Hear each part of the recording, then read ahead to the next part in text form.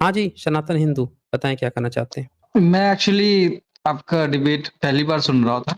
आपके चैनल पे अच्छा जी, पहली बार आया हूँ। ओके। तो मैंने आपके कुछ विचार सुने। आपके डिस्कशन से मुझे ये अनुमान लगा कि जो है आप एससी-एसटी को बिलॉन्ग करते हैं और मनु संहिता और वेदों के काफ़ी विपरीत हैं और स्ट्रेट फॉरवर्ड आप बोल रहे हैं कि वो काल्पनिक है, करेक्ट? देखें जिसका सबूत होगा, अगर आप दे देंगे तो हम उसको रियल मान लेंगे।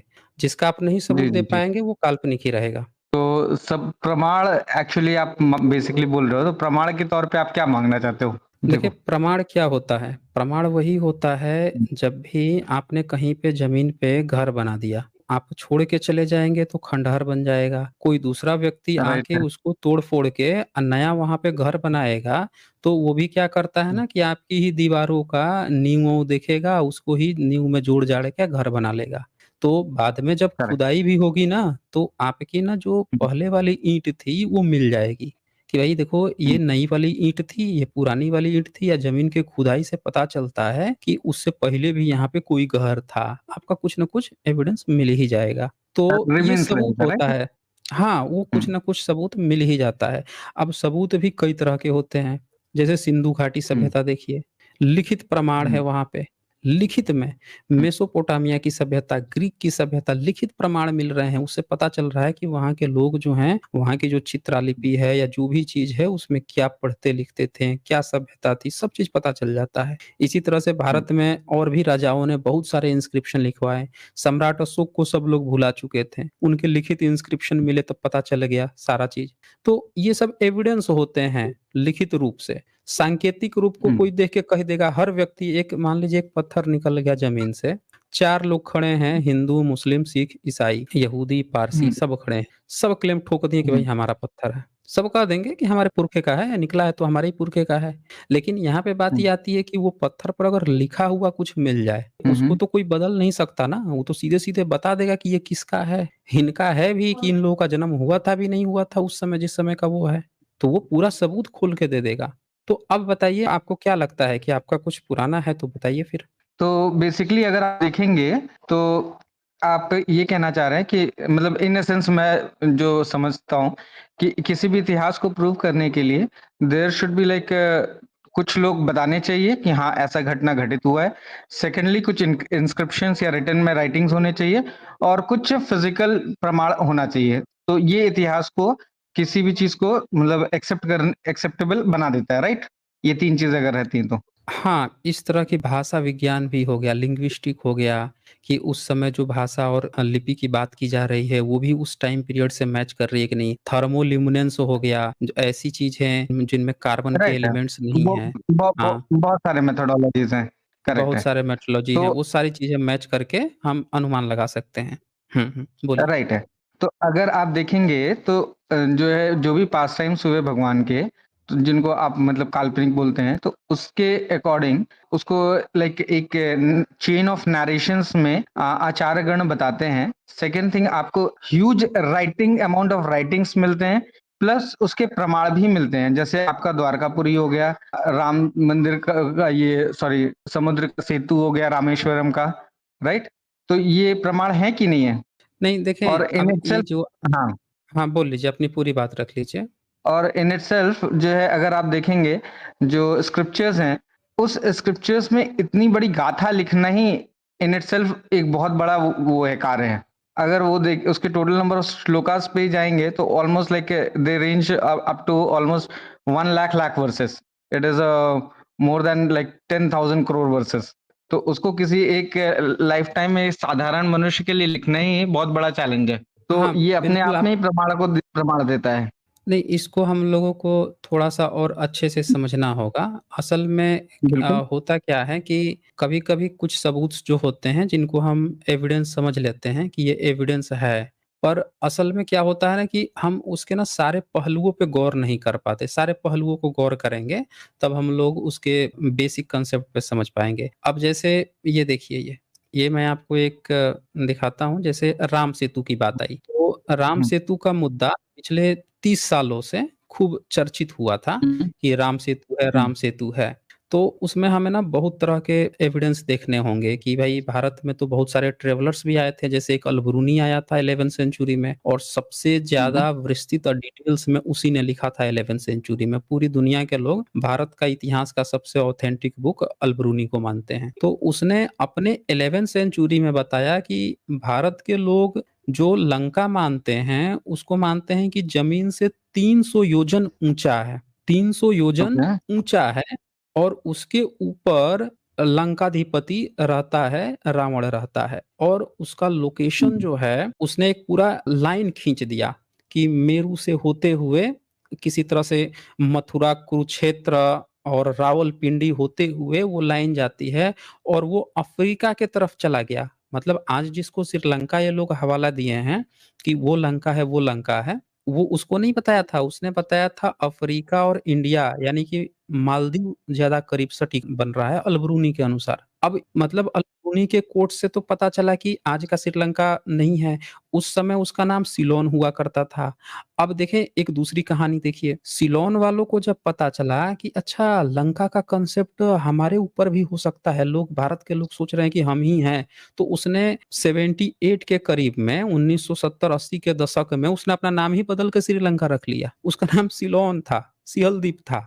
वो टूरिज़्म के लिए। अब वहाँ के लोगों को रावण का पता नहीं है कि यहाँ पे कोई रावण वो सब बुद्धिस्ट हैं। जितने अकाउंट मिल रहे हैं सम्राट अशोक के समय के, उनके बाद के तो पूरे लिखित प्रमाण से मिल रहे हैं कि वो सारे के सारे बुद्धिस्ट थे। उनके बेटे-बेटी गए थे, उनके लिखित इंस्क्रिप्शन मिल रहे हैं। वो सब लोग महेंद्र थेर को मानते थे। अच्छा ये तो एक हुई बात। अब बीजेपी गवर्नमेंट से पूछा गया अभी कि ये बताइए कि आप लोग जो राम सेतु की बात आ रही थी, पब्लिक जानना चाहती है कि है क्या चीज़?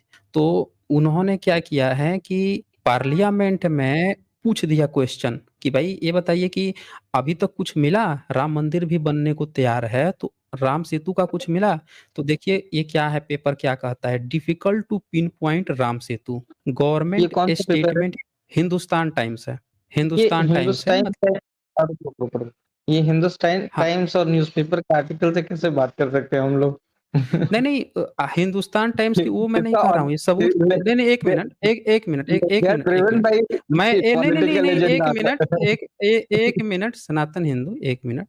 हम वो नहीं कह रहे हैं कि हम ये आपको सबूत दिखा रहे हैं। हम आपको ये कह रहे हैं कि जो सांसद जो चल रहा था, उस सांसद में पूछा गया और सरकार ने ये उत्तर दिया कि हमारे पास राम सेतु का कोई सबूत नहीं है। पेपर वो कह रहा है, हम यहाँ सबूत की बात नहीं कर रहे हैं कि पेपर वाला सबूत दे रहा है। हम गवर्नमेंट का स्टेटमेंट पेपर बता रही है। किसी पेपर की मजाल नहीं है कि बीजेपी गवर्नमेंट के उल्टा लिख दे, वो भी हिंदुस्तान टाइम्स। अच्छा हिंदुस्तान टाइम्स क्या है, बहुत सारे पेपर हैं, किसी को भी आप देख लीजिए। नहीं, ऐसा ऐसा नहीं थोड़ी है। है कि सिर्फ किसी हिंदुस्तान भी नहीं है, हम आपको वो बताना चाह रहे हैं जो आप नहीं सुन रहे हैं। हम आपसे ये कह रहे हैं कि जो राम सेतु जो आप कह रहे थे कि प्रमाण है, उसको भारत की गवर्नमेंट रिजेक्ट कर चुकी है, डिनाइड कर चुकी है। बीजेपी गवर्नमेंट पार्लियामेंट में अब गवर्नमेंट से बड़ा कौन वो होगा? ये देखिए ना ये सारे के सारे पेपर ने ये बात छापी है ना, ये हम लोगों की बात थोड़ी है। गवर्नमेंट तो राम मंदिर बनवाई है, जब गवर्नमेंट डिनाई कर रही है, तो इसका मतलब ये थोड़े हुआ कि आपकी बात यहाँ हो जाएगी। ये देखिए हिंदुस्तान टाइम्स छापा, फिर वहाँ स्वराज्य भी यहाँ पे छापा है, did Modi government deny the existence of Ram Setu आप डिटेल से पढ़ लीजिए कि उसने डिनाई किया है कि नहीं किया है। पूरा प्रॉपर डिनाई कर दिया, सबूत माँगा गया था ना ये। फिर देखिए ये इंडिया टुडे लिखता है, difficult to say real form of Ram Setu in present देख लीजिए। मोदी गवर्नमेंट ने ये पार्लियामेंट का no proof of the existence of Ram Setu देख लीजिए। ये दिसंबर में 2022 में कहा है इसने Modi government is saying in parliament then there is no proof of the existence of Ram Setu. तो ये तमाम पेपर जो हैं ये बात कह रहे हैं कि राम सेतु नहीं है। दूसरी बात कि राम सेतु जब गवर्नमेंट डिनाई कर रही है, एक बार को हम मान भी ले कि चलो राम सेतु पर हम चर्चा करें कि क्या हो सकता है कि नहीं हो सकता है। आप ज़रा सोचिए आप कैसे ट्रिगर करोगे कि वो राम सेतु है? जब अल-ब्रूनी बता रहा है कि श्रीलंका है ही नहीं। श्रीलंका का नाम श्रीलंका 1972-78 के बाद पड़ा है। उससे पहले के वहाँ के एविडेंस है, सम्राट अशोक के समय के एविडेंस मिल रहे हैं वहाँ पे, तब भी वहाँ पे कोई रावण का सीता को कोई जानता तक नहीं है। तो आप कैसे फिर क्लेम करेंगे कि राम सेतु का प्रमाण मिला है? हम इसकी बात कर रहे हैं। जी। Okay and what about Dwarka? और द्वारिका का भी एकदम क्लियर कट सबूत है कि अगर द्वारिका में कृष्ण का कोई सबूत मिलता, तो वहाँ पे कुछ न कुछ लिखित मिल जाता या कुछ ऐसा चीज़ मिल जाता जिससे पता चलता कि कृष्ण का है। भारत सरकार ने 5 ओशनोग्राफ़ी के जो रिसर्चर थे, उन लोगों को लगाया। ये देखिए 3 लोग, 3 ब्राह्मण लोगों ने इस पर रिसर्च किया। रिसर्च करके अपना रिपोर्ट दिया है। देखिए इन्होंने जो छापा है, एएस गौर हैं, national institute of oceanography, Sudesh हैं, CSIR national institute of oceanography, Dona Paula Goa, और तीसरे एस त्रिपाठी हैं, नेशनल इंस्टीट्यूट ऑफ ओशनोग्राफी। तीनों लोग समुद्र के विशेषज्ञ हैं, समुद्री। और इन तीनों ने क्या लिखा है कि an ancient harbour at Dwarka, study based on the recent underwater exploration. वो अंडर वाटर एक्सप्लोरेशन करके बताया कि वो हार्बर, बंदरगाह के सबूत मिले हैं। जो नीचे पत्थर मिले हैं, उसको इन्होंने बताया है कि वो बंदरगाह है, द्वारिका नहीं है। ये देखिए, ये सब मिला है वहाँ पे। आप देख लीजिए अपनी आँखों से। किसी ने क्या किया, इन पत्थरों को देखकर अफ़वाह उड़ाना आसान है ना?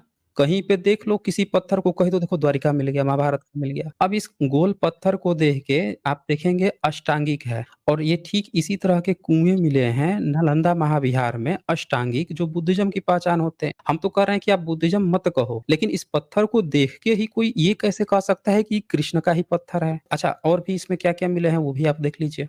इस सर्कुलर यहाँ स्टोन स्ट्रक्चर मिला, ये मिला है, इस तरह के पत्थर मिले। कोई भी इन पत्थरों को देखकर ये कैसे कह सकता है कि कृष्ण के ही पत्थर हैं?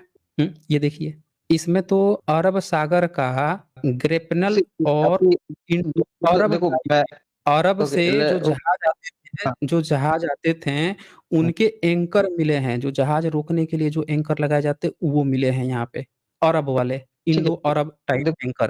अब इन पत्थरों को रिपोर्ट देखकर तो कोई मेरे ये को पहले कैसे पढ़ना कह पड़ेगा। सकता जब तक मैं रिपोर्ट पढ़ूँगा नहीं, तब तक तो किसी डिसीज़न पे पहुँच नहीं सकता हूँ, आप करेक्ट है? पढ़ लीजिए, आप तो पढ़ अब लीजिए आपने रिपोर्ट एक्सपोज़ को। कर दिया और इस नहीं, नहीं, कोई बात नहीं, आप इसको पढ़ लीजिए, मैं फिर से दिखा देता हूँ। और ये भी आप हुँ, देख सकते हैं कि हुँ, इसमें इसका कन्क्लूज़न क्या दिया गया है, ये हुँ, देख लीजिए। और कन्क्लूज़न ये हाँ, साफ-साफ आपको बताता है, however the binding material suggest that it may be of the late medieval period. Medieval period समझते हैं ना? मध्यकालीन भारत, यानी कि हाँ, 8वीं 10वीं सदी, 15वीं 16वीं 17वीं सदी की बात चल रही है यहाँ पे। मेडिवल हुँ, पीरियड हुँ, की बात चल रही है, मुस्लिम शासन ठीक काल है। के। और ये भी लिखा है कि द्वारिका हावर, इसको बंदरगाह बताया गया है। ये जो पत्थर टूट के नीचे मिल रहे हैं, गोलाबारी हुई होगी जब पुर्तगाली आए थे, या उस समय जो समुद्र से, जो पोत से आते थे, उनसे इस कारण से ये चीज़ मिलती है। पर यहाँ एक भी बार ये नहीं कहा गया है कि किसी कृष्ण का कोई सबूत मिला है। हुँ, कोई भी ऐसा पत्थर नहीं मिला है जिससे, पत्थर को देख के आप ये कैसे कह सकते हैं? मैंने क्या कहा था कि पत्थर देख के हर व्यक्ति क्लेम कर देगा ये हमारा है, हमारा है। जब तक उस पे लिखित न मिले एक कि भाई ये, आई एग्री। तो ये 2 प्रमाण हो गए कि द्वारिका और राम सेतु का कोई एविडेंस नहीं है। चलिए अब बताइए और क्या आप कह रहे थे? ठीक है। देखो, एक फर्स्ट थिंग इज़ कि जो आपने रीज़न आउट किया है, आई एक्सेप्ट इट। अब सेकंड पॉइंट ये आता है कि जो है, जो हमारे स्क्रिप्चर्स हैं, स्क्रिप्चर्स अपने आप में ही बहुत ही विविड हैं और उनका जो नॉलेज है, वो लाइक काफ़ी हद तक, मतलब जितना हमने जज की देखा है, वो प्रैक्टिकल और लाइक परफेक्शन की तरफ जाता है। तो उसके अगेंस्ट में फिर क्या आर्गुमेंट देते हैं आप? देखिए, आप जब भी कहीं लिखा-पढ़ी की बात करेंगे ना, कहीं पे भी आप हुँ, लिखित-पढ़ी की बात करेंगे, तो वहाँ पे हुँ, 2 बातें आती हैं कि अगर लिखावट-पढ़ावट होती है तो यूनिवर्सिटी, स्कूल ज़रूर खुलेंगे। यूनिवर्सिटी या स्कूल खुल के या गुरुकुल खोल के ज़रूर कोई न कोई हुँ। पढ़ाई कराएगा। तो आपको पता है कि भारत में किसी गुरुकुल का कहीं सबूत मिला है? ये तो मतलब आप बहुत स्ट्रेंज है, मतलब ये इतने ज़्यादा गुरुकुल्स तो ऑलरेडी हैं। अब सबूत जो है, आप अगर ऐसे डिनाई करेंगे कि सबूत नहीं, मतलब सबूत ही नहीं है, कोई बात तो भी नहीं, ये कोई बात नहीं, मीनिंगलेस हो कोई जाता बात है, नहीं। मीनिंगलेस हम हो जाता हम है। आप अभी नहीं, आपने देखो, मीनिंगलेस आपका नहीं, चैनल पे लिखा है रैशनल मीनिंगलेस टॉक, नहीं होगा। पहले तो मैंने पढ़ा, नहीं, हम मीनिंगलेस है। रेशनल की ही बात कर रहे हैं। नहीं, नहीं, मीनिंगलेस नहीं चलिए होता ठीक है, है। आप ये कह सकते बोलिए। हैं कि इस आर्गुमेंट को और हमको एक्सप्लोर करके देखना चाहिए। ये कह सकते हैं, ठीक है, आप मीनिंगलेस नहीं हुआ। हाँ, इसको और एक्सप्लोर कर चलो आप सकते हैं। जैसे हम एक ठीक एग्ज़ाम्पल है, आप लेते हैं। हम बेटर वे एक में प्रेज़ेंट एग्ज़ाम्पल करें। लेते हैं। भारत, हाँ, हाँ, भारत में नालंदा यूनिवर्सिटी थी, तक्षशिला थी, तेल्हारा थी, अवंतिका थी, वडनगर था, और ऐसे तमाम तरह के, विक्रमशिला थी, ऐसे तमाम तरह की यूनिवर्सिटी थी, उड़ानपुरी थी, जो कि 13वीं 14वीं सदी में नष्ट कर दी गई हैं। तो यहाँ पे हमको एक बात समझनी पड़ेगी कि ये सारे यूनिवर्सिटीज की चर्चा जो बाहर से जो स्कॉलर्स आए थे उन्होंने किए हैं। जैसे फाहियान पटना राजगिरी में आप तो आपका यूनिवर्सिटी की जो चर्चा नालंदा करके गया। यूनिवर्सिटी कितना पुराना है? क्या आप कह रहे हैं? आप नालंदा यूनिवर्सिटी जब आप बात करते हो तो कितना पुराना है? नालंदा यूनिवर्सिटी के सबूत सम्राट अशोक के समय से मिल रहे हैं। गुप्त वंश में उसको बहुत ज्यादा बड़े लेवल पे एक्सप्लोर किया गया, हर्षवर्धन ने उसको और कितने एलोबरेट किया कितने था। इयर्स बैक, कितने इयर्स बैक उसका स्ट्रक्चर क्या था? मैं वो पूछ रहा हूँ आपसे, सम्राट क्योंकि उसी के अशोक बेसिस पे आगे साढ़े बढ़ना बाईस होता है। सौ साल पहले आप ले सकते हैं। 2250 साल हाँ, पहले से वहां से शुरू हो गया था। गुप्त वंश में राइट। उसको और थोड़ा सा बड़ा कर दिया गया। उसके सारे आर्कियोलॉजिकल एविडेंस मिल चुके हैं, मैं इस पर स्ट्रीम कर चुका हूँ। अब यहाँ पे एक चीज हाँ, देखिए, नालंदा यूनिवर्सिटी में वेन सॉन्ग पढ़ के गया, वहीं फाहियान भी आया, इत्सिंग भी पढ़ के गया। इत्सिंग ने तो पूरी एक 40 किताब लिखी थी, 40 चैप्टर की किताब, कि कैसे एक भिक्षु को रहना चाहिए, चीन के राजा को भेजी थी। सारे नोट्स मिल चुके हैं। अब ये सवाल आता है कि ये जितने भी लोग यहाँ पढ़ के गए थे और जो सबूत मिले हैं उससे ये पता चला कि वो प्रॉपर बुद्धिस्ट यूनिवर्सिटी थी। तो अगर पैरेलल में किसी जैन की यूनिवर्सिटी होती, पैरेलल में ब्रह्मनिज्म की यूनिवर्सिटी होती या किसी अन्य की यूनिवर्सिटी होती तो उसका भी वो लोग जिक्र करते हैं। वो लोग जैन का जिक्र किए हैं लेकिन ब्रह्मनिज्म का कहीं पे भी जिक्र नहीं मिला है। एक सिंगल ब्राह्मण का, ना गुरुकुल का जिक्र मिला है। जैनों का जिक्र मिला है कि नालंदा यूनिवर्सिटी में दिगंबर लोग जाते थे पढ़ने के लिए। वाण भट्ट का किताब मिला, जो हर्ष राजा थे उनका दरबारी था, उसकी भी किताब में 18 तरह के लोगों का जिक्र मिला, 18 तरह के ठीक है, तो स्वतंत्र विचारकों आपने का। आपने इसको फ्लैटली एक्चुअली रिजेक्ट किया कि इतने बड़े हम्म। स्क्रिप्चर्स का जो बेस है, इतना राइटिंग हम्म। है, आपने फ्लैटली हम्म। रिजेक्ट कर दिया जस्ट ऑन द बेस्ड नहीं ऑन दिस उसका। पॉइंट कि उसका यूनिवर्सिटी नहीं है। हम्म। क्योंकि गुरुकुल्स कभी भी यूनिवर्सिटी के फॉर्म्स में चलते ही नहीं थे बड़े-बड़े। गुरुकुल्स हमेशा छोटे-छोटे उसके फॉर्म्स में चलते थे। सबूत म म सबूत जो मठ होता के है ना। फॉर्म में चला करते थे। हाँ, हुँ, सबूत नहीं, मठ तो बुद्धिज्म का शब्द है। सबूत जो होता है ना, वो छोटा सा एक सड़ा हुआ गेहूं का दाना भी 8,000 साल पुराना मिल गया, जौ का दाना। सबूत जो होते हुँ, हैं हुँ। ना, मुर्गी जो होती है ना, मुर्गी जो लोग खाते हैं उसकी छोटी छोटी हड्डियां तक सिंधु घाटी सभ्यता से मिल गई। अगर कहीं पे भी गुरुकुल होता ना तो उसका मड़ई टाटी का सड़ा हुआ एक पत्ता तक मिल जाता, जो नहीं मिला। खैर ये तो एक अलग बात है। जो स्क्रिप्चर्स की आप नहीं, बात कर रहे डिकम्पोज़िशन हैं, शायद आपको जो समझता नहीं है। हम चले देयर इज़ हम अ प्रोसेस ऑफ नहीं, कोई डिकम्पोज़िशन एक ये सभ्यता बहुत ही पुरानी है। मतलब नहीं लाइक नहीं नहीं नहीं, ये देखें, इफ यू सी द देखिए, एक्जिस्टेंस ऑफ अगर कृष्णा, हम कृष्णा जब आप हाँ, बोल हाँ, लीजिए, बोलिए। अपनी बात रख लीजिए। आप अपनी बात देखो, रख लीजिए। जब द्वापर युग आप बात करते हो तो Dwapara Yuga like it is back to 5500 years back. फिर ये तो लाइक बाय आप डिफ़ॉल्ट जब त्रेता आपने युग की मान बात लिया करते ना, हो तो लाइक यू हैव टू ये ऐड आपने मान 8 लिया लाख है ना। 40,000 मोर। हाँ? देखिए, ये लॉजिकल फ़ाल्सी के आधार पर इसने बाय डिफ़ॉल्ट आपने मान लिया है कि द्वारिका 5,000 नहीं, साल नहीं, पुराना है लॉजिकल और फॉल्टी नहीं सतयुग। है। देखो, ये हम लॉजिकल देखो जो फ़ॉल्सी है। बेसिस है, हुँ। देखो देखो जो बेसिस हुँ, है हुँ। हमारा स्क्रिप्चर, ठीक है? कि हमने अब आप बोल रहे हो तो स्क्रिप्चर्स इस ही माइथोलॉजी है पूरी की। एक एक तरफ से नहीं, आपने नहीं, मतलब इसको हम उस पर चर्चा कर हाँ। लेते हैं। हम उसके ना माइक्रो लेवल पे चर्चा कर लेते हैं, आपका कन्फ्यूज़न दूर हो जाएगा। हम हुँ, पहले ये चेक करते हैं कि आपके स्क्रिप्चर्स लिखे कब गए हैं, ठीक है ना? जब आप इस पे हुँ, चर्चा कर लेंगे तो आपको भी आइडिया क्लियर हो जाएगा। जैसे मसलन हुँ। अगर हम आपको देखें कि आपके सारे स्क्रिप्चर्स जो हैं मुस्लिम शासन काल में लिखे गए हैं, तो आपको मुस्लिम थोड़ा-सा आश्चर्य शासनकाल में होगा। इतने तो लिखे गए। हुँ, हम सबूत दिखा देते हैं। भारत सरकार ने यूनेस्को को अपना डोजियर सौंपा है। वो मैं यहाँ हुँ, ओपन कर देता हूँ। ये है memory hmm, of the world register और उसने ऋग्वेद का सबसे पुराना मैन्युस्क्रिप्ट सौंपा है यूनेस्को को, हुँ, भंडारकर इंस्टीट्यूट ने। ये हुँ, देखिए क्या लिखता है, out of the total number of 28,000 manuscript housed at the Bhandarkar oriental research institute Pune, the 30 manuscript of the Rigveda from the valuable part of the collection. बोल रहा है कि 28,000 में से 30 मैन्युस्क्रिप्ट ऋग्वेदा के हमारे बहुत पुराने रखे हुए हैं, जो मैं यूनेस्को को देगा। अब ये देखिए, ये नीचे उसका पूरा डिटेल्स देगा कि उन्होंने, ये देखिए ये पूरा डिटेल्स। नेम 1 नंबर देख लीजिए, titles Rigveda Samhita, 2 number 30 manuscript, तीसरा नंबर आप देखिए तो 1 manuscript is written on birch bark and the remaining 29 written on paper. एक भोजपत्र पे है, 29 पेपर पे है। स्क्रिप्ट क्या इस्तेमाल की गई है तो शारदा स्क्रिप्ट इस्तेमाल की गई है। वो भोजपत्र पे और 29 जो बाकी के जो मैन्युस्क्रिप्ट हैं वो देवनागरी स्क्रिप्ट में हैं, 5 नंबर। अब इन 30 में से सबसे पुराना ओल्डेस्ट डेटेड मैन्युस्क्रिप्ट जो है वो है 1464 एडी। यहाँ आप ध्यान से देखिए 5 नंबर के नीचे। हुँ।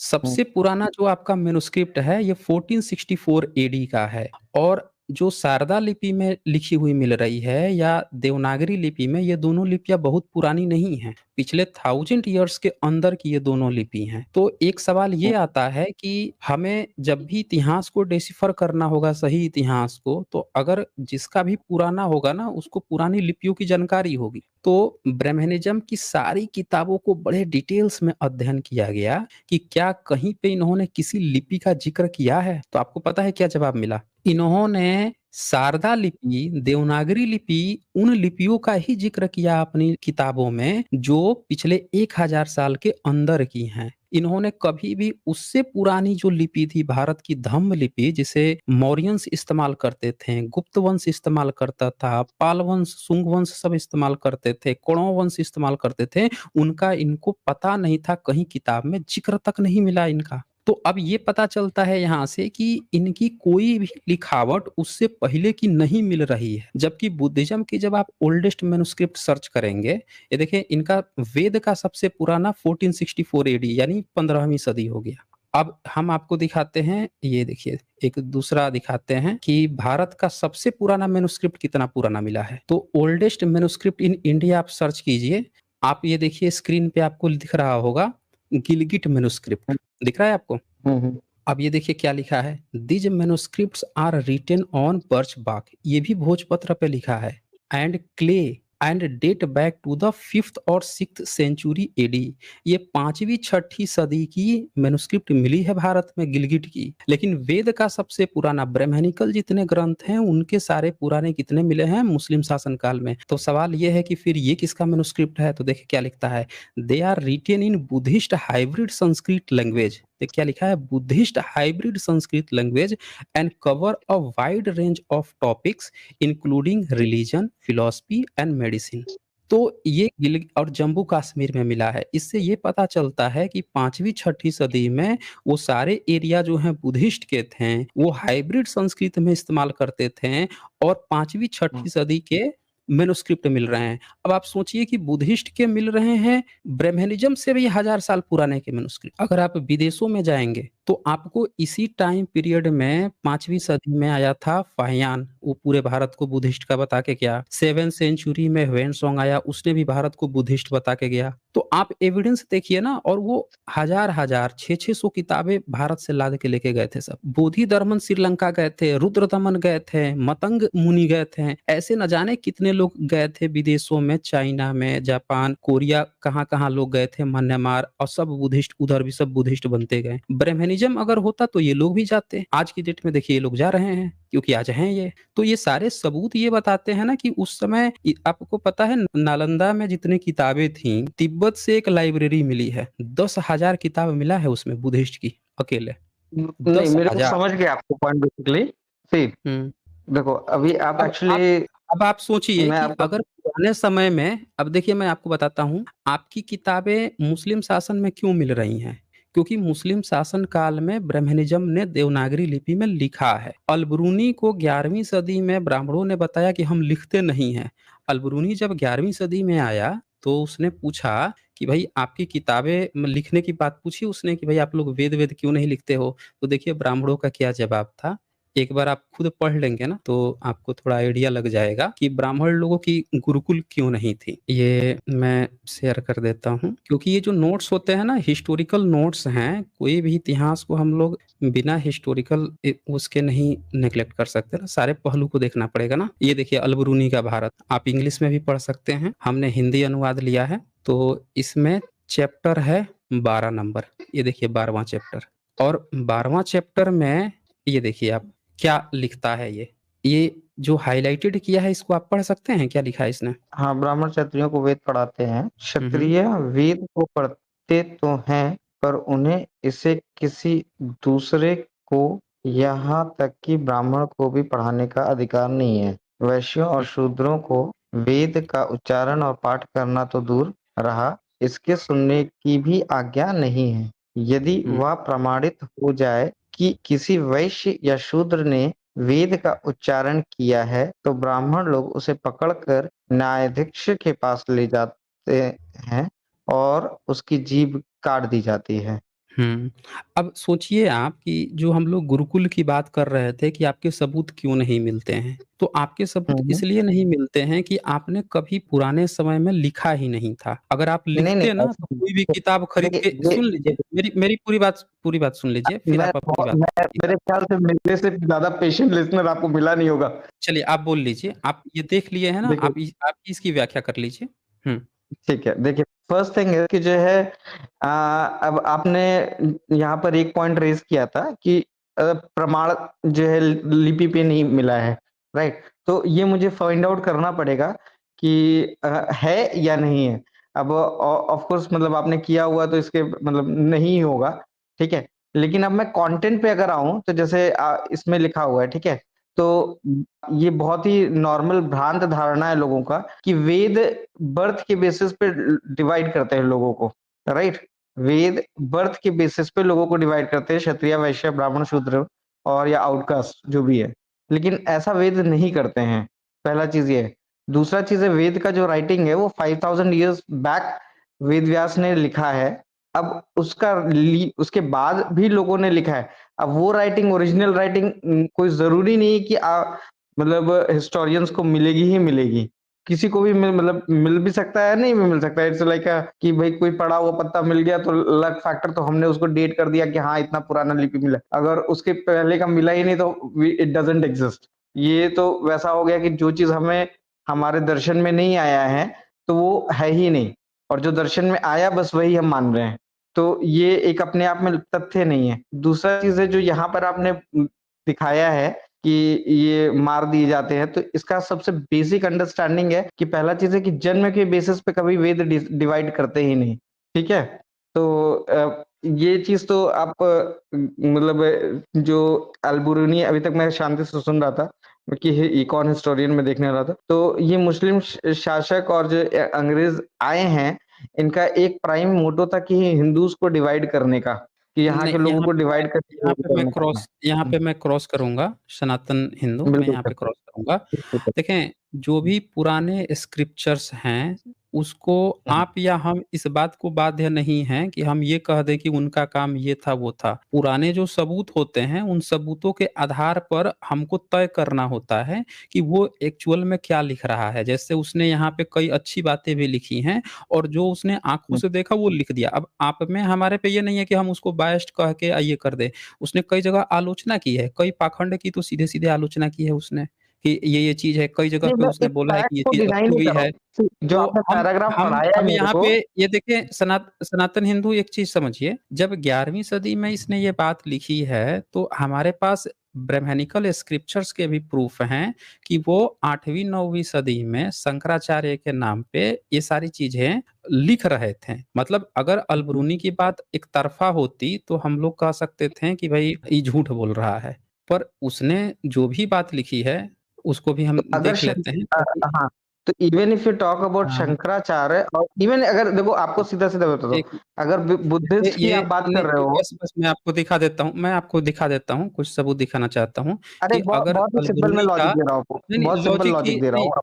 नहीं, मैं आपको कुछ बताना चाहता हूँ, वो देखना ज़रूरी इसलिए है ठीक है, आप कि जैसे अभी बता लीजिए। ये जो सोर्स है 11वीं सदी में, तो कोई आपने हुँ, जैसे ये कह दिया कि भाई मुस्लिम था, तो इसका हो सकता है कोई मोटिव हो बदनाम करना। पर हम हुँ, जब ब्राह्मणिकल स्क्रिप्चर्स को देखते हैं कि वो भी सेम वही बात लिखते हैं कि भाई कोई वेद हुँ। सुन ले तो उसके जीभ काट दी जाती थी। तो ये देखिए, मैं नहीं आपको अब ब्राह्मणिकल प्रूफ मैं बोल तो रहा दिखाता हूँ, हूँ। मैं एग्री कर रहा हूँ। मैं ये चीज़ हाँ, तो ये बोल रहा आपके हूँ कि ब्राह्मणिकल जो वो ये देखिए, हाँ, मैं बोल रहा हूँ ब्रह्मसूत्र उस चीज़ को। शंकर भाष्य है, इसको एक बार आप पढ़ के हुँ। देखिए ये क्या लिखता है, इसको मैं पढ़िए। मैं डिसएग्री नहीं कर रहा हूँ उस चीज़ से। एक बार मैं पढ़ जो उसने लीजिए। लिखा है ना ने सुनो, जो नहीं, उस कोई बात चीज़ नहीं, ने आप लिखा है। इसको पढ़ लीजिए, ये तो मुस्लिम नहीं है ना, इसको तो पीढ़ी दर पीढ़ी ब्राह्मण अरे लोग मैं हो क्या के आए बोल हैं, अरे तो इनका तो मुँह 2 तो मिनट नहीं रहा सुनिए। होगा ना? हुँ, बोलिए। अरे मेरी बात सुनिए, मैं डिसएग्री कर ही नहीं रहा हूँ इस चीज़ से कि उसने जो कंटेंट लिखा है कि अगर हुँ, शूद्र या वैश्य सुन लेता है तो उसके जीवा या काट दिया जाता है, उसको मार दिया जाता है। मैं इस चीज़ से हुँ, डिसएग्री नहीं कर रहा हूँ। मैं इस चीज़ से डिसएग्री कर रहा हूँ कि ब्राह्मण, वैश्य, क्षत्रिय, शूद्र इनका जो डिवीज़न है वो बर्थ के बेसिस पे है, ये गलत है। मैं ये इस चीज सिर्फ एक पॉइंट इसमें है मेरा ये।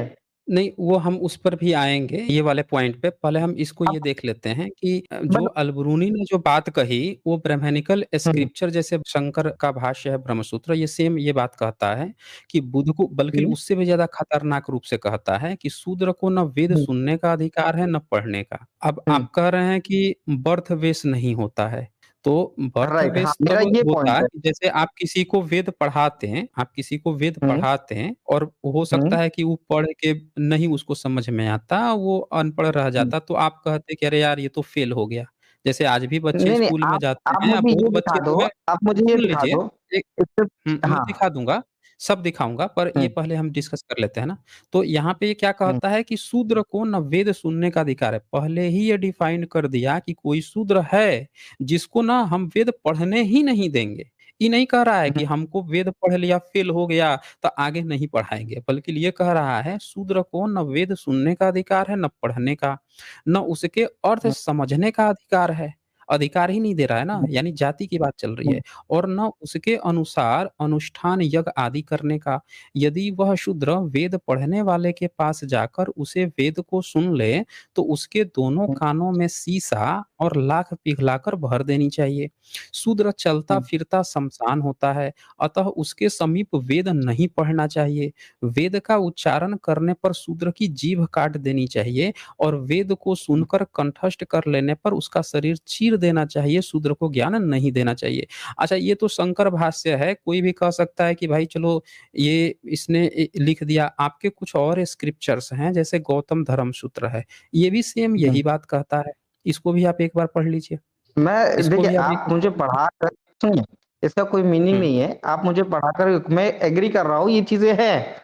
मैं आपसे ये तो पूछ रहा आप हूँ कि आपके तो परिभाषा सोचिए। के अनुसार शूद्र कौन है? हुँ, आप मुझे आप हम पहले आप डिफाइन करिए शूद्र कौन है? इसी आपने जैसे जाति बोला, हम देखो बता आपका देते सबसे हैं, हम बेसिक बता देते हैं कौन है, बेसिक में ही रहा हम है बता ना। देते आप हैं। इतने बड़े हम बता रहे हिस्टोरियन हैं ना हो। कौन है, हम हाँ, बताते हैं कौन है, आप सुन लीजिए। हाँ बताइए। देखिए, हुँ, दुनिया के इतने सारे धर्म, मज़हब, रिलीजन हुए हैं। किसी ने भी, हुँ, एक मुस्लिम ने भी कभी हुँ, ये नहीं कहा कि तू मेरा हुँ, कुरान पढ़ लेगा ना तो तेरा जीभ काट दूँगा या तुझे मार दूँगा, काट दूँगा। बल्कि वो कहता था कि ये दुश्मन हुँ, है, इसको कुरान पढ़ाओ, कलमा पढ़ाओ और मुस्लिम बनाओ। पूरी दुनिया जो है धर्म परिवर्तन कराने में लगी हुई थी कि सब पढ़-पढ़ के हमारे धर्म में हम अपनी जनसंख्या बढ़ा रहे थे। और वहीं पे ब्रह्मनिज़्म जब ये बात कह रहा है कि हम शूद्र को वेद ही नहीं सुनना है, उल्टे सुन ले तो जीभ काट दो। तो वो तो अपनी जाति क्रिएट कर रहे थे ना, अपने को एक स्पेसिफिक तैयार कर रहे थे कि ये हमारी जाति है, ये किसी दूसरे को सुनने नहीं सर देंगे। जी सर जी, हुँ। यही आपका मिसअंडरस्टैंडिंग है। अच्छा, क्या बता दीजिए, आप क्लियर कर दीजिए, मिसअंडरस्टैंडिंग है तो? हाँ, हाँ। देखिए, जो है आप अगर देखोगे भगवद गीता का चौथा अध्याय में स्पष्ट लिखा हुआ है चातुर्वर्णम मया सृष्टम गुना कर्म विभागसा, ठीक है? हुँ, हुँ। कि based on the work and quality of the person these 4 divisions have been made कि गुण और किसने कर्म बनाया के है? बेसिस पे हुँ? किसने ये डिवीज़न किसने बनाया है, 4 डिवीज़न? ये 4 डिवीज़न एग्ज़िस्ट करते हैं, हमेशा करते हैं, अभी भी कर रहे हैं। क्या आप किसी कंपनी में जाते हो, वहाँ पर एक एग्ज़ीक्यूटिव क्लास और एक वर्कर क्लास नहीं होता है क्या? दोनों को अलग-अलग लेवल का फैसिलिटी नहीं मिलता है क्या? अलग-अलग ट्रीटमेंट नहीं मिलता है क्या? तो मिलता है, आप हाँ जो या है, ना? तो वो चारों एक जी, साथ एक स्कूल में जा तो सकते हैं ना, आपके यहाँ तो वेद पढ़ने की ही आज्ञा नहीं है। आपके यहाँ हाँ, मैं पढ़ने बता की रहा हूँ आज्ञा ना, कहाँ है शूद्र के मैं यहाँ? वो चारों अरे मैं स्कूल में जा बता रहा हूँ सकते ना हैं, पूरा। चारों की नौकरी लग वे रही है।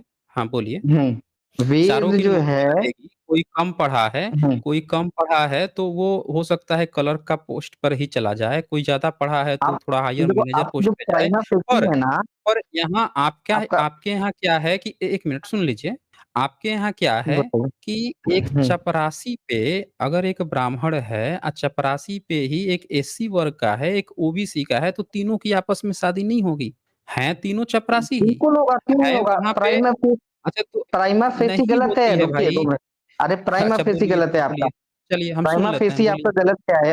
हाँ, नहीं, बता प्राइमा दीजिए ना, फेसी हम आपका सुन क्या लेते हैं, है बोलिए। कि अगर कोई हुँ, व्यक्ति जो कि लेट्स से शूद्र है, उसके घर में वो हुँ। कोई बच्चा जन्म लिया तो वो शूद्र ही रहेगा, राइट? कोई ब्राह्मण है और उसके घर में कोई बच्चा जन्म लिया तो वो ब्राह्मण ही रहेगा। ये आपका अंडरस्टैंडिंग है, करेक्ट है? नहीं, बट ये अंडरस्टैंडिंग जो यही है गीता में यही और लिखा है ना? हाँ, नहीं गीता में हाँ, तो यही मैं वही लिखा पूछ है। रहा हूँ ना, तो मैं पूछ रहा हूँ कि हुँ, अब दिखाइए मेरे को गीता से, आपने बोला कि हुँ। गीता में यही लिखा है, अब मैं पूछ रहा हूँ कि गीता में आप दिखाइए कि ये लिखा है और मैं इसके विपरीत दिखाने के लिए तैयार हूँ। ये देखिए, हमने जो गीता के पहले भाष्यकार हैं, जो शंकर जिनको माना जाता है कि शंकर ने ही गीता का पहला भाष्य किया था। हमने गीता भाष्य निकाल लिया है शंकर का ही, मुझे ओरिजिनल चैप्टर 18 हाँ, का, मुझे ओरिजिनल श्लोक ओरिजिनल चाहिए, कौन सा श्लोक नंबर, हाँ, कौन सा चैप्टर है? 41 नंबर है, चैप्टर 18 का। 41 नंबर चैप्टर 18, रुकिए। हुँ।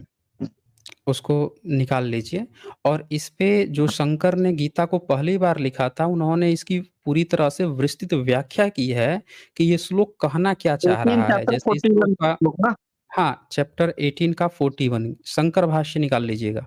नहीं, भाग नहीं, हम शंकर क्या वर्ड टू बताना वर्ड चाह रहे हैं? मीनिंग में जाएँगे। नहीं, वो तो फिर ठीक है, आप गलत गलत भी मीनिंग निकाल सकते हैं ना आप। क्यों यहाँ गलत पे निकाल उसको देंगे भाई? बड़े मैं एक आचार ओपन मैं अरे मैं एक हम मध्वाचार्य आपको के उसको लूँगा ना, क्यों गलत तो लूँगा मैं? मध्वाचार्य का ही तो ई शंकराचार्य मध्वाचार्य ने ही तो लिखा है ना? कौन बोला हुँ। मध्वाचार्य ने शंकराचार्य भाष्य लिखा है? किसने लिखा है फिर मध्वाचार्य शंकराचार्य का? आप पढ़िए, पढ़िए श्लोक पढ़िए। चलिए आप बता दीजिए आप में क्या लिखा है? मैंने तो सामने ओपन कर रखा है। नहीं, आप श्लोक पढ़िए ना, यही है क्या नहीं? ब्राह्मणा क्षत्रिय विषाम शूद्राणाम च परंतपा हुँ, हुँ, कर्माणि हुँ। प्रयुक्तानि स्वभाव प्रभवेर गुणे। ठीक है? हुँ, हुँ, ठीक है। अब बताइए इसका ट्रांसलेशन आप क्या कैसे कर रहे हो? हमें ट्रांसलेशन नहीं करना है, हमें तो ये बताना है कि शंकराचार्य का सबसे पहला तो भाष्य था और उन्होंने इस अरे श्लोक का लोग गलत ना मतलब समझ लें, तो उसको बड़े डिटेल्स में अच्छे से व्याख्या करके लिखा नीचे। क्या लिखा अरे आप उन्होंने? ये देखिए व्याख्या साइड करो। हाँ, आप मुझे सिर्फ नहीं, श्लोक नहीं, का नहीं, एक ट्रांसलेशन बताओ। देखें देखें, श्लोक का शंकराचार्य ने भी ट्रांसलेशन ट्रांसलेट एक किया होगा। 1 मिनट, ओहो! उसमें आप जो काहे इधर-उधर एक रुक जाएँ ज़रा, ज़रा रुक जाइए। हम आपसे क्या कहते हैं कि जब मुस्लिम के कुरान की भी आप अपने तरह से व्याख्या निकालिएगा ना, तो मुस्लिम्स कोई आपको नहीं मानेगा। वो कहेगा कि हमारे जो स्कॉलर्स हैं, उसकी ऑलरेडी व्याख्या किए हुए हैं नीचे बड़े-बड़ी व्याख्या किए हैं, एग्ज़ाम्पल से समझा रखे हैं कि ये उनकी आयत क्या कहना चाहती है। तो शंकर ने भी इसका अब जैसे आप पढ़ेंगे इस्कॉन का यथारूप का, गीता यथारूप जब आप पढ़ेंगे, उनके किसी कौन प्रभुपाद हैं उनका, तो वो अपनी व्याख्या बता रखे हैं कि इस श्लोक का क्या मतलब है बड़ी डिटेल्स में। तो शंकर चूँकि पहले भाष्यकार हैं, तो इन्होंने बड़े डिटेल्स में इसकी व्याख्या करके बता रखी है। एक बार उनकी व्याख्या आप सुन लीजिए। पहले भाष्यकार है ना, पहला भाष्यकार का एक एम होता है कि वो किस तरह से गीता को प्रस्तुत कर रहे हैं। आप जो बता रहे हैं, आपसे हमने कहा कि आप बता दीजिए इसका क्या मतलब है, आप नहीं बता रहे हैं। तो आप मैं फिर से कहता हूँ कि एक बार अपनी बता दीजिए, फिर मैं बताता हूँ। जी, आप अपना आप बता दीजिए, फिर मैं आप आप बोलिए, सुनिए, मैंने ऐसा थोड़ी कहा कि ब्राह्मणा आपको बोलने नहीं दूँगा, आप देखिए, बोलिए। मैं हुँ, वर्ड बाय वर्ड जा रहा हूँ, ठीक है? ब्राह्मणा हुँ, हुँ, स्ट्रेट फॉरवर्ड है, हुँ, क्षत्रिय स्ट्रेट फॉरवर्ड, विषाम हुँ, वैश्यास के लिए यूज़ हुआ है, शूद्र नाम हुँ, शूद्रास के लिए यूज़ हुआ है। परंतपा वो हुँ, सबड्यूअर ऑफ द एनिमी, जो अर्जुन है हुँ, उनको संबोधित कर रहे हैं। कर्माणि ठीक है। द एक्टिविटी जो कर्म करता है उससे, हुँ, हुँ, प्रविभक्तानि डिवाइड करते हुँ, हैं, ऐसे 4 विभाजन बनाए गए हैं। स्वभाव हुँ, उनका जो व्यक्ति का खुद का स्वभाव है, उसके हुँ, प्रभवे गुणे मतलब जो गुण हुँ, से जो 3 ऑल मोड्स ऑफ नेचर होते हैं, सत्वगुण, रजोगुण, तमोगुण, उनसे जो हुँ, प्राप्त हुँ, गुण हैं, उस स्वभाव से जन्मित जो हुँ, कर्म कर रहा है और स्वभाव को लेकर ये 4 डिविज़न बनाए गए हैं। ठीक है? ठीक है, इसमें बहुत कहीं भी बढ़िया, जन्म का बहुत नहीं बढ़िया। लिया गया है, एकदम बहुत स्ट्रेट बढ़िया आपने फॉरवर्ड है। बात कही है। एकदम एकदम बहुत बढ़िया बात कही है। अब आप हमें ये बता दीजिए, इसमें जो शब्द आया है स्वभाव गुण की बात, ये स्वभाव और गुण कौन लेकर आता है? कहाँ से आता है स्वभाव और गुण? किस चीज़ पे डिपेंडेंट है? हुँ, स्वभाव स्वभाव और और गुण गुण व्यक्ति के पे कारण ही तो वे स्वभाव से ही तो वो ब्राह्मण बनेगा ना या क्षत्रिय या शूद्र या वैश्य बनेगा। तो स्वभाव वे और उसका गुण ये आएगा कहाँ से? स्वभाव जो है 3 गुणों से आता है और ये हुँ, 3 हुँ, गुण जो है अफेक्टेड करते हैं उसके मतलब हुँ। किस एस्ट्रोलॉजिकल कैलकुलेशंस में वो बर्थ लिया है। इस चीज़ नहीं बेसिस पे और एस्ट्रोलॉजिकल वो नहीं, व्यक्ति नहीं आगे चल एस्ट्रोलॉजिकल के पे नहीं चेंज भी हो सकता है और हाँ, इसका उसका सुन मैं लीजिए। जीवित मतलब हिस्टोरिकल अब उदाहरण जो मैं हमारे स्क्रिप्चर्स में दिया नहीं जाता है, वो चलिए अब मैं विश्वामित्र मुनि आपको का है। 1 हुँ, मिनट विश्वामित्र मुनि कुत्ता खाए थे, आपको याद है ना? हुँ, विश्वामित्र मुनि कुत्ता खाए थे, याद है ना अपनी पत्नी के साथ बैठ के? नहीं ये मुझे कुत्ता नहीं चुरा पता कर है। लाए थे चंडाल। अच्छा, चंडाल के साथ आए थे, खा गए थे। हम आपकी बात ले लेते हैं, आपके हुँ, शंकर इसकी क्या व्याख्या बताते हैं, एक बार उनकी व्याख्या सुन लेते हैं, शंकराचार्य की, हुँ, क्योंकि आप कुछ भी कहेंगे वो उतनी वैल्यू नहीं होगी, जितना शंकराचार्य बता के गए हैं कि इसका क्या मतलब है। वो कहते हैं, "हे परंतप, हुँ, ब्राह्मण, क्षत्रिय और वैश्य, इन तीनों और शूद्रों के भी कर्म विभक्त किए हुए हैं, अर्थात हुँ, परस्पर विभाग पूर्वक निश्चित किए हुए हैं।" वो बता रहे हुँ। हैं कि ब्राह्मण, क्षत्रिय, वैश्य, शूद्र के कर्म विभक्त किए गए हैं। ये नहीं बोल रहे हैं कि कर्म था ये कर्म करने के कारण ब्राह्मण, क्षत्रिय, वैश्य और शूद्र होगा, बल्कि वो ये कह नहीं, रहे नहीं हैं देखिए पहले से ही विव एक 1 मिनट हम सुन लीजिए, आपके शंकर क्या कहे हैं एक बार सब सुन लेना सब लोग। वो कह रहे अरे हैं अपने कि संगत कांड ब्राह्मण, कर रहे हो ना, क्षत्रिय आप गलत पढ़ रहे हो, देखिए गलत पढ़ा देखिए रहे हो। हम आपकी पूरी बात सुने हैं, आप हमारी बात सुन नहीं रहे हैं और आप हमसे कह रहे हैं कि हम गलत पढ़ा रहे हैं। जबकि हम अपने तरफ से कुछ पढ़ा नहीं रहे हैं। आपने जो कहा हमने एज़ इट इज़ सुना। हमने आपसे पूछा स्वभाव कहाँ से आएगा? आप नहीं बता पाए। हम बता रहे हैं कि आपके शंकराचार्य बता रहे हैं कि वो स्वभाव कहाँ से आएगा। तो वो ये बता रहे हैं कि पहले से ही ब्राह्मण, क्षत्रिय, वैश्य, शूद्र हैं उनका कर्म विभक्त किया गया है। यानी ब्राह्मण ये काम करेगा। आप मनुस्मृति से लेके किसी भी किताब में पढ़ लीजिए, कहीं नहीं कहा गया है कि जो ये कर्म करेगा उसको ब्राह्मण कहेंगे या ये कर्म करेगा उसको शूद्र, बल्कि ये कहा गया है कि ब्राह्मण है तो ब्राह्मण का कर्म ये है, अगर शूद्र है तो शूद्र का कर्म ये है। इसमें भी शूद्र ब्राह्मण का कर्म दिया गया है, अवैश्य क्षत्रिय का। ये नहीं कहा गया है कि इस कर्म को जो कहेगा उसको ये कहा जाएगा। आप गलत व्याख्या कर रहे थे, हम असली व्याख्या कर देते हैं। अब आगे ये क्या लिखते हैं, ब्राह्मण आदि के द्वारा शूद्रों को मिलाकर समास करके न कहने का अभिप्राय यह है कि शूद्र द्विज न होने के कारण वेद पठन में उनका अधिकार नहीं है। यानी कि अलबरूनी जो बात कह रहा था कि शूद्र को, वैश्य को नहीं अधिकार है, वेद सुनने पर उनकी जीभ काट दी जाती थी, वो सेम व्याख्या शंकराचार्य इसमें बता रहे हैं कि शूद्र द्विज नहीं है तो वेद पठन का अधिकार नहीं है। और यही बात शंकर भाष्य भी कह रहा था, गौतम धर्म सूत्र भी कह रहा था, मनुस्मृति भी कह रही, ये सारी चीजें कह रही, सारी चीजें मैच अलबरूनी भी कह रहा है। अब और आगे जाते हैं, स्वभाव कहाँ से आया है, तो शंकराचार्य क्या बताते हैं आगे कि स्वभाव देखें कैसे आता है। कहते हैं किसके द्वारा विभक्त किए गए हैं, मतलब ब्राह्मण, क्षत्रिय, वैश्य किसके द्वारा विभक्त किए गए हैं इनके कर्म, तो स्वभाव से उत्पन्न हुए गुणों के द्वारा। तो सवाल आया कि फिर स्वभाव कहाँ से आ गया, किसी का भी इंसान का स्वभाव कहाँ से आएगा, तो स्वभाव यानी ईश्वर की प्रकृति। ये बता रहे हैं कि स्वभाव वही है जो ईश्वर की प्रकृति है, यानी ईश्वर द्वारा ये दिया गया है। आगे कहते हैं त्रिगुण आत्मिका माया, वह माया जिन गुणों के प्रभाव का यानी उत्पत्ति का कारण है, ऐसे स्वभाव प्रभव गुणों के द्वारा ब्राह्मणादि के शम आदि कर्म विभक्त किए गए हैं। तो ये बता रहे हैं कि जो स्वभाव आता है वो ईश्वर की प्रकृति है, यानी ईश्वर दे रहा है कि ब्राह्मण का स्वभाव ये होगा, शूद्र का ये होगा। और रजोगुण सतोगुण की जो आप बात कर रहे थे वो अब आएगा। अब उसको और डिटेल से समझाते हैं शंकराचार्य, कहते हैं अथवा यो समझो कि ब्राह्मण के स्वभाव का कारण सत्व गुण है। ये नहीं कह रहे हैं कि जिसका सत्व गुण है वो ब्राह्मण है, वो कह रहे हैं कि ब्राह्मण का स्वभाव इसलिए है कि ब्राह्मण का स्वभाव सत्व गुण है। वैसे ही क्षत्रिय का स्वभाव पहले से ही डिवाइड है कि ये ब्राह्मण है, क्षत्रिय, क्षत्रिय का स्वभाव कारण सत्व मिश्रित रजोगुण है, वैश्य का स्वभाव कारण तमो मिश्रित रजोगुण है और शूद्र स्वभाव का कारण रजो मिश्रित तमोगुण है। क्योंकि उपयुक्त चारों वर्णों में क्रम से शांति, ऐश्वर्य, चेष्टा और मूढ़ता, अब देखिए यहाँ शूद्र के लिए मूढ़ता शब्द प्रयोग किया गया है, ये अलग अलग स्वभाव देखे जाते हैं। अब इन्होंने साफ साफ यहाँ पे बता दिया कि ये जो 4 वर्ण हैं, इनमें से जो ब्राह्मण होगा उसको शांति, जो क्षत्रिय होगा उसमें ऐश्वर्य, जो वैश्य होगा उसमें चेष्टा और जो शूद्र होगा उसका गुण क्या है, मूढ़ता। ये अलग-अलग स्वभाव देखे जाते हैं। कह रहे हैं ये देखे जाते हैं, पहले डिसाइड कर दिए हैं, फिर आगे अब इसको पुनर्जन्म से जोड़ते हैं। अथवा यो समझो कि प्राणियों के जन्मांतर में किए हुए कर्मों के संस्कार जो वर्तमान जन्म में अपने कार्य के अभिमुख होकर व्यक्त हुए हैं, उनका नाम स्वभाव है। अब यहाँ पे ये साफ-साफ ये बोल दिए हैं कि पिछला जन्म में जो ये भाग गए क्या ये देखिए ये भाग खड़े हुए।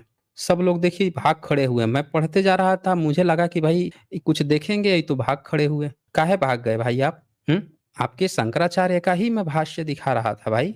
आपके शंकराचार्य का आप जो हैं कह रहे थे कि गीता में नहीं दिया है, हमने तमाम धर्म ग्रंथ दिखाएँ। आपके शंकराचार्य की व्याख्या हमने दिखा दी इस श्लोक की कि वो बता ही नहीं रहे हैं कहीं से। अभी तो मनुस्मृति खोलता तो इनका क्या हाल हो जाता। अभी तो सिर्फ गीता खुली थी। शंकर भाष्य खुले थे, अलबरूनी के नोट्स खुले थे। तो इससे ये पता चलता है। अब यहाँ पे आप नहीं बात कर रहे हैं, एक बात और जो बात करनी थी, आप चूँकि चले गए हैं, वो और डिस्कशन करना था कि भई जब आपके धर्म में शूद्र को, वैश्य को पढ़ने का ही हक नहीं है, अभी तो इसी के चैप्टर 9 का 32 में आपने पापयोनि घोषित कर रखा है, स्त्री, वैश्य, शूद्र को। बताइए। तो जब उनको पढ़ने का हक नहीं है, वेद सुनने का हक नहीं है, तो आपका धर्म कहाँ था भाई? एक धर्म तब होता है ना जब उसको सब लोगों को हक अधिकार होता है।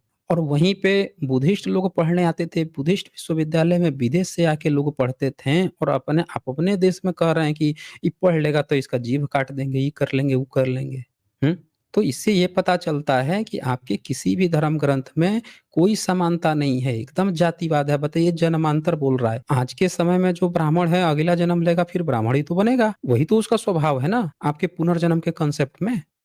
जो शूद्र है, शूद्र का कर्म शूद्र वाला कर रहा है, फिर अगला जन्म में शूद्र बनेगा, और आप शूद्र को ब्राह्मण बनने नहीं दोगे। इसीलिए तो आप रोटी बेटी का संबंध नहीं रखते हो। ब्राह्मण इसीलिए तो रोटी बेटी का संबंध नहीं रखता है। गीता ही सबसे बड़ी दोषी है। वो कहता है कि आज की डेट में जो ब्राह्मण है अगला जन्म में वही ब्राह्मण बनेगा, शूद्र रहेगा तो शूद्र बनेगा। अगर रोटी बेटी संबंध कर लिए तो 7 पीढ़ी बाद जो है शूद्र का लड़की जो है उसके भी बच्चे जो है ब्राह्मण बन जाएंगे, कहीं उसका बच्चा जो है इधर कोई इंटरकास्ट मैरिज हो गया तो कहीं चेंज ना हो जाए। इसीलिए तो वर्ण संकरता आपकी दुश्मन है इसमें। अर्जुन का भी यही सबसे बड़ा प्रश्न था, चैप्टर 1 में ही क्वेश्चन उठा दिया कृष्ण के सामने कि हम लड़ेंगे, मर जाएंगे, और हमारी जो पत्नियां होगी वो कहीं वर्णशंकर विवाह कर लेंगी, वर्णशंकर बच्चे पैदा हो गए, तब क्या होगा? हमारा कुल नष्ट हो जाएगा। और आप कह रहे थे कि जन्म से नहीं होता। भाई ये बताइए कि अर्जुन जन्म से क्षत्रिय था या बन गया क्षत्रिय? युधिष्ठिर, दुर्योधन, ये सब जन्म से क्षत्रिय थे या बन गए? और एकलव्य जन्म से क्षत्रिय था कि नहीं था? हो गया तो क्यों अंगूठा कटवा लिया गया है? तो ऐसे बहुत से चीजें हैं। रामायण में शंबुक था, उसको क्यों कटवा दिया आपने गर्दन? शूद्र को तपस्या का हक नहीं है। तो ऐसे बहुत सी सारी चीजें थी। खैर अब ये चले ही गए, भाग गए, अब क्या किया जाए इसको। और बीच में अगर थोड़ी देर के लिए आप रोक दीजिए तो रोने लगेंगे, म्यूट कर दिया। अरे भाई, आप लोग अपनी किताब की सही व्याख्या आप कह रहे हैं कि हम ये बता रहे हैं, आपकी किताब में आपके एक्सपर्ट लोग लिख के बैठे हुए हैं पूरी तरह से व्याख्या, वही किताब तो खोली गई है, कोई दूसरी किताब थोड़े खोल दी गई है।